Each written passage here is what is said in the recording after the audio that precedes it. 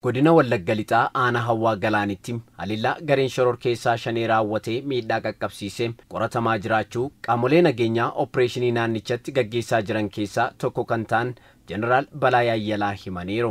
Rakkinni ga'ee fi wanti jiru rakkinni nageenyaa Qellem Wallaggaa keessa abaaboo shaneen rukutamaa jirti.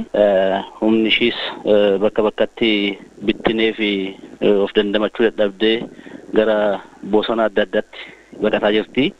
Kana kaateetu abdii kutachuurraa kan ka'e uummata nagaa nama shaniinis nama afuriinis walii gaddeemtee uummata nagaa irratti ejjennoo adda addaa wanti fudhattee jira guyyaa kaleessa. Hanga qabee uummata irratti rakkinni geessistee jira. Hammaa fi midhaan qaqqabee kana jennee wanti ibsuu nun jiru jechuun qulqullaa'aa jiru. Haalli naannoo sana jiru hamma uummata tasgabbeessinee uummanni naannoo isaatti akka deebi'uuf akka bakka isaatti hojjechaa jirra.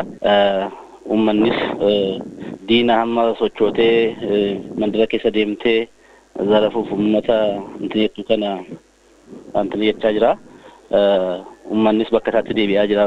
Namoonni isaan fudhatanii deemanis buusisnee deebi'aa jira. Abaaboon shanis bakka sanatti rukutamtee kaan facaatee baqataa jirti. Horiin uummataa fi uummannis garatti akka deebi'u gochaa irra jirra. Alillaan kun saba tokko qofaa irratti kan fuulleffate miti kan jedhan Jeneraal Balaa sabaa fi sablammoota naannoo sana jiraatan irratti ta'us himaniiru. Saba tokko miti namni saba hundumaa irrattidha. Amma qubattoota naannoo sana jiran kan naannoo Amaraarraa dhufanis kan naannoo Hararii dhufanis jara kan irrattidha kan inni fudhatte. Saba tokko bichaa ton ta'in shoror keessan saba addaan hin baasu hundumaa walumatti qabeetu kan inni godhu. Kanaaf saba tokko bichaa miti sabni Oromoos jira, Amaarris jira. Hundumaa irratti kan raawwachaa jirtu. Eegumsi humni addaa Oromiyaas naannoo sana sosocho'ee eegumsa irra ture. Kan kana caalu maatiin kana caalu ga'uu kan danda'u hambisee jira. Waraannis dhiyootti kan jiru dafee bakka sana ga'ee naannoo eegumsa naannoo sanaa godhee. Hawaasni hojii nageenyaa irratti hirmaachuun tarkaanfii fudhatamus tumsuu akka qaban dhaamaniiru. Eegumsi humna waraanaa wayii immoo humna poolisii humna addaatiin eegamee eegumsi dhufuu danda'u. Hawaasni naannoo sana jiru hundumtuu diina sirriitti ofirraa eeguu qaba. Hawaasni hojii nageenyaa irratti sirriitti hirmaate jarreen kun bosona Oromiyaa keessa kamumayyuu buna Oromiyaa jala taa'anii lubbuu uummataa balleessuun akka hin danda'amne gochuu qaba kan jedhuun yaada qaba. Bulchaan godina Qellem Wallaggaa obbo Gammachuu Gurmeessam garichi tarkaanfii fudhatamaa jiru haaloo ba'uuf tarkaanfii kana fudhatees jedhan.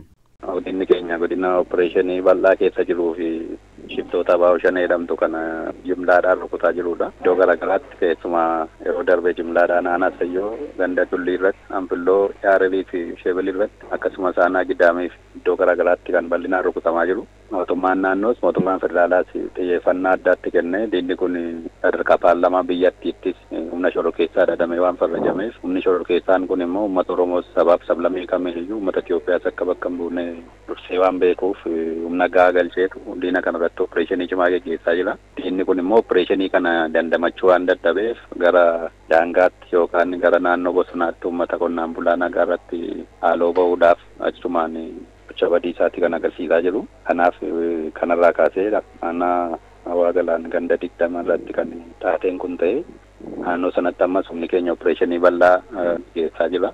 Waraanni keenya sigalee iddoo sana amma uummatas dandamachiisuudhaaf haala naannoo sana jirus tasgabbeessuudhaaf uummata waliin bal'inaan kan hojjetamaa jiru ta'uu isaa jechuudha. Rakkoon muraasni qaqqabee jira. Namarrattis qabeenya irrattis muraasni qaqqabee jira. Rakkoon sun amma kan qulqulleessaa jirru waan ta'eef qulqulleessinee booda kan ibsa kennan waan ta'eef caasaan keenya aanaas humni nageenyaa keenya kan federaalaas kan naannoo sacha waan jiruuf sana erga qulqulleessinee booda qabeenyaa fi namarra waan ga'e kan ibsa kennu ta'a jechuudha. Taateen kun battalumatti kan bakka hin eegamnee fi bakka namni dagannaadhaan kan hin ta'e.